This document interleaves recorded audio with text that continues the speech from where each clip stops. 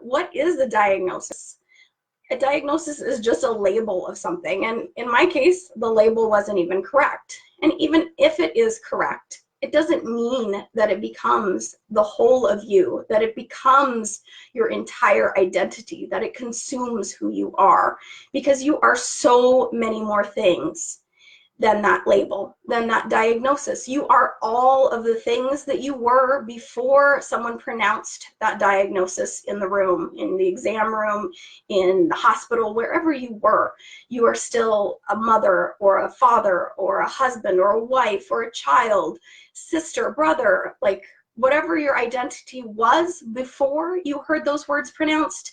I'm here to tell you those still same things are still true, even if you're struggling right now with your diagnosis, even if you're struggling with hearing those words, because they're just words, and they come from a paradigm of the Western medical system, which when I work with people with chronic illness, they want to say chronic illness is just forever. Chronic illness is chronic, and it will never go away, because they lack the tools to help someone truly heal. They only have pills and surgery, and pills and surgery do not fix everything. Yes, they're great for certain things, you know, and I always love to say Western medicine, I'm not knocking it. If you're having a heart attack, they're great for things like that. They're great for emergency situations.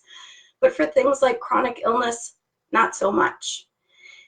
They are just good at kind of helping you stabilize or try to prevent the progression of a disease. And yet, what if that diagnosis and what if that thing that they say you have could completely heal? And I know to some of you that may seem like pie in the sky, far away, but I've known people with diagnoses of autoimmune diseases and other chronic illness who have actually completely have no sign of that disease in their body.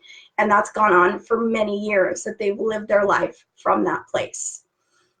So coming back to that quote of a diagnosis feeling like it is a curse, well, it's a curse because are we buying into it?